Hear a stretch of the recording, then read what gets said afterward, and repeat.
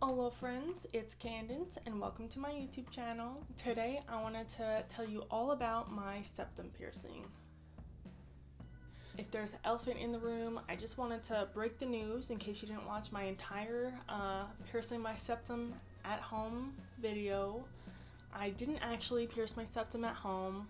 I don't know if my sarcasm was obvious. If you haven't seen that video, I think it's hilarious, so definitely go check that out. I definitely do not condone piercing your septum or any body part with a meat thermometer. It's not sharp, and honestly, if I did do that at home by myself, it probably would have been a crooked piercing. Definitely would have got infected. Salt water is not actually something that can clean piercing implements, so definitely you need an autoclave if you're going to get a piercing. So definitely just go to a piercer because autoclaves are expensive, and if you want a safe piercing that is straight every time and whatever blah blah blah, definitely go to a reputable piercer. But anyway, I'll get on into my 4-gauge septum punch. So I'll just walk you through because I have experienced a real septum piercing and a punched septum piercing. So definitely subscribe for more if you want to hear all about everything I've ever done in terms of piercings. I'm definitely going to make videos on every piercing I ever have, and I do have quite a bit of piercings, so subscribe and like this video. The story of how I got my septum punch.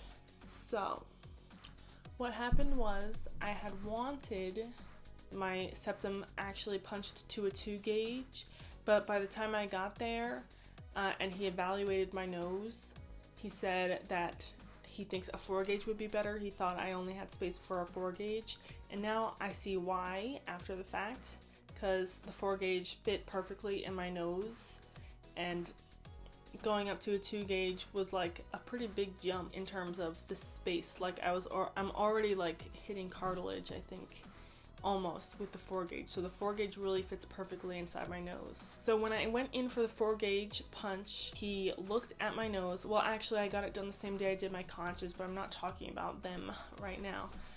But basically, to see if he was willing to even do a punch in my nose, first he looked at it. If I look up, both sides of my nostrils, both of my nostrils are pretty symmetrical.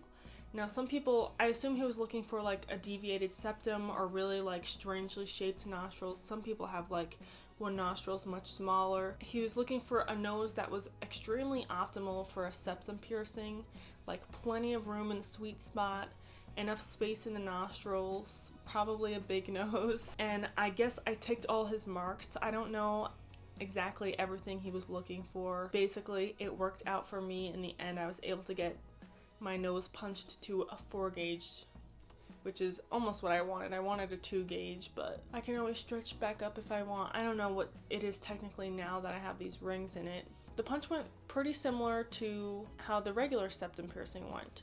So it was after I got my conches done, and then I was like, I'm down because I'm really stubborn. I don't even know. Like, I'm really stubborn, and like I was so tired from my conches getting done, but I was like, no, I still want to do this. I'm ready. I want it done. This is like potentially what I've been most excited for, like even longer than getting the conches, because I wanted this septum punch even before I knew that getting my conches cut out was on the table. So for my conches, I was actually laying down, but for some reason he had me sit up to do my septum. I'm not sure why, but obviously it wasn't the same piercer who was doing my septum piercing, so different piercers have different styles, and this just seemed to be how he liked to do punches. I don't know. He pierced me with a biopsy punch, and if you don't know what that is, here's a picture here. And basically the same way that a septum piercing would go, he felt the inside of my nose. Obviously I had already taken out my original septum piercing, but he felt the inside of my nose, and he felt for, you know, like the sweet spot on the other side. Then he aligned the punch against the one side of my nose, and it was extremely simple, more simple than I ever could have imagined. He told me to take a deep breath in and out, and then it went straight through, and I'm not sure if I was like going into shock a little bit from my conscious, because I remember going home and I was just crying. This septum punch literally didn't hurt at all.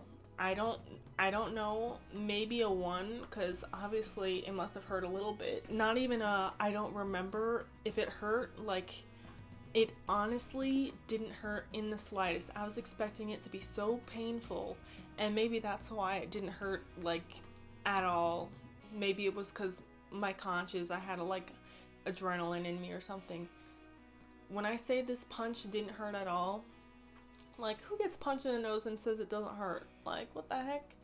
But honestly, it didn't hurt at all. And then I don't know if there was a taper. There must have been a taper.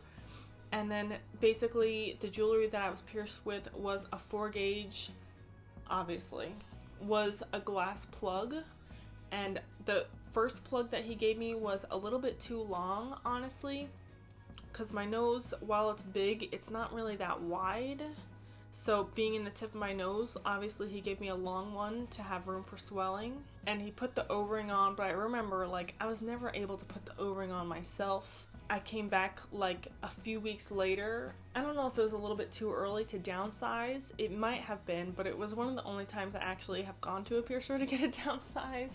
I got that shorter glass plug put in, and it, like, it was so much better, because the other one, actually, it was in the wrong direction, and my nose tilts. What way does it tilt? My nose, I think, tilts this way a little bit, and then the glass plug was going in this way, so the flat side was on this side, and then the long end was out this side. So when it was facing that way, it made my nose look so crooked, like so much more crooked, at least in my eyes. Like, it made whatever was going this way even more this way. Oh my gosh, it looked terrible. So when I was finally able to swap it, I swapped it to go this way with the shorter bar, and it, if anything, I feel like it made my nose look a little bit straighter, because it added a little bit extra, like, of a bump to the tissue this direction. So that was really cool, and pretty much the entire time I had it at a 4-gauge. I didn't wear jewelry that was visible at all. Never wore a pincher or anything like that. I only had the glass plug. And the same reason I got a septum piercing, I just wanted it there. I just wanted to have a 4-gauge septum piercing, and it made me super happy. And I remember during the healing process, it took a while to heal, but I think I'm a slow healer kind of generally. But for like a year straight, it didn't have any smell initially, but as it was healing, like throughout a solid year-ish, it would get like weepy, because, you know, healing fluid comes out. And that fluid, I was literally just like, I was like constantly sniffing my nose to smell this fluid, because like it smelled so interesting, but it was like kind of stinky. And then once it finally healed, that's when it stopped smelling. So the septum piercing smelled up until it was fully healed. Then I had no issues with smelling until I started stretching it. But basically, that's how I got my 4-gauge septum piercing. If you want to know a little bit more about stretching septums, you can leave your questions down in the comments below. Please like this video. Let me know, do you have a stretch septum? Did you get your septum punched? Do you just have a regular septum piercing? Are you interested in stretching your septum? Let me know everything down below. Don't forget to like and subscribe. And I love you. See you in the next one. Bye. Bye. I was too ambitious with my videos today. Because my throat is so sore now. It like hurts so bad from talking so much.